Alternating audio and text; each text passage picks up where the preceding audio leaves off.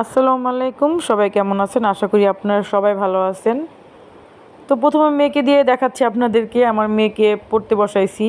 বড় মেয়ে পড়তেছে, ছোট মেয়ে পড়তেছে, আর আমার ছেলে দেখেন অনেক দুষ্টুমি করতেছে। তারে বললাম যে তুমি পড়তে বসো, সে বলে না আমি পড়বো না, সে পড়াশোনা নাকি করবে না। মানে তার বোনদেরকে যখন আমি পড়ার জন্য মারি বা বকা দেই, তখন সেগুলো দেখে এখন বলে সে আমি আর পড়বো না। সে এখন পায়ে কাপড় বাইদা বসে আছে, বলতেছে যে আমার পায়ে ব্যথা পাইছি, আমি এখন পড়তে পারবো না, আমার পায়ে অনেক ব্যথা, দেখো এই যে আমি ব্যথা পেয়েছি। এই সে সারাপো আমার পায়ের হাড্ডিটা ভেঙে দিচ্ছে, আমি এখন পড়তে পারবো না। পড়া নিয়ে যে তার কত বাহানা দেখেন। কারণ আমি ভিডিও করতেছি, বলে কি করো, ভিডিও করো, বলে হ্যাঁ দেখেন কেউ দেখেন আমাকে ভেঙাচ্ছে। যত দুষ্টুমিগুলো আছে সে করবে। দেখ সবাই আমার বেবির জন্য দোয়া করবেন, যাতে আল্লাহ তাকে সুস্থ রাখে, মানুষের মতো মানুষ হয়। আবার একটু নাচও দেখাচ্ছে, বলতে আন্টিদেরকে আমার একটু নাচ দেখাও। তো সে বলে ভিডিও করো, আমি কি করি, আমাকে ভিডিও করো, আবার আমাকে ব্যঙ্গায়। যাক, বাচ্চাদের দুষ্টামি করতে করতে রান্না করে চলে আসলাম। ওদিকে বাচ্চারা পড়াশোনা করতেছে, আর আমি এই ফাঁকে সিমগুলো বেছে নিয়েছিলাম।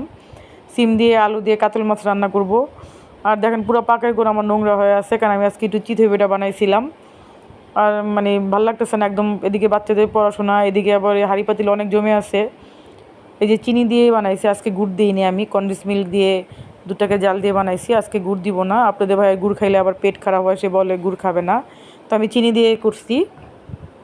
তো এদিকে দেখেন পাকে করবো একদম নোংরা, এটা আমার পরিষ্কার করতে হবে। আগে আমি রান্নাটা করব, তারপরে পরিষ্কার করব, কারণ আমি রান্না করলে পাকের করটা আবার নোংরা হয়ে যাবে। তো আগে আমি এদিকে রান্নাটা বসাই দিই, তারপর রান্না শেষে পাকের করটা পরিষ্কার করব। তো এদিকে আমি সিমটাকে আমি ভিজিয়ে রাখছি, আর মাছটা ভেজে নিব। আর এই ফাঁকে আমি এগুলো হওয়ার পরে আমি হাঁড়ি পাতিলগুলো ধুয়ে নিব, ভাতটা বসাই দিচ্ছি। তো ছেলে আবার অনেক জ্বালাইতেছে, ওদিকে আবার বাসায় দেখি মেয়েরা পড়াশোনা করতেছে, এদিকে দেখে আসলাম ওরা পড়া ঠিক আছে কিনা। তো আমি এদিকে বসাই দিলাম। আর সিমের তরকারি আমার খুব মজা লাগে। আর আমার শ্বশুর বলে আর কি, আমার বাবা বলে যে সিম তরকারি কিন্তু ঠান্ডা ঠান্ডা অনেক মজা, কিন্তু আমার কেন জানি সিম তরকারি গরমই ভালো লাগে, জানি না, এক একজনের রুচি এক এক রকম। তো এই যে দেখেন আমি তরকারিটা বসাই দিলাম। আমার সিম তরকারি খুবই পছন্দ, ফুলকপি, সিম। তো এই যে আলু দিয়ে টমেটো দিয়ে আমি মাছ দিয়ে রান্না করব। তো আমি টমেটোটা আগেই দিয়ে দিয়েছিলাম, কষানোর সময় সব মশলা দিয়ে দিছি, এখন আমি এগুলো দিয়ে দিব। তো আমি ভালো করে কষায় আমি এখানে মাছটা অ্যাড করে দিব। আমি এখনও কষাচ্ছি, এদিকে আমি চুলাটাও পরিষ্কার করে ফেলছি, আর পাতিলগুলো ধুয়ে ফেলছি, আর কিছু আছে এগুলো আমি ধুয়ে নিব। রান্না করতে করতে আমার ভালো লাগতেছিল না, আমি আবার সঙ্গে সঙ্গে পরিষ্কার করে নিলাম, কারণ রান্না করতে একটু অড লাগতেছিল।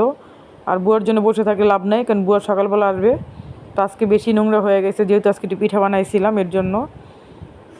তো এদিকে আমার তরকারি হয়ে গেছে প্রায়, আমার তরকারি ঝোলটা একটু শুকাবে। তো আপনারা সবাই ভালো থাকবেন, সুস্থ থাকবেন, আমার চ্যানেলটাকে লাইক করবেন, কমেন্টস করবেন, সাবস্ক্রাইব করবেন, সবাই আমার জন্য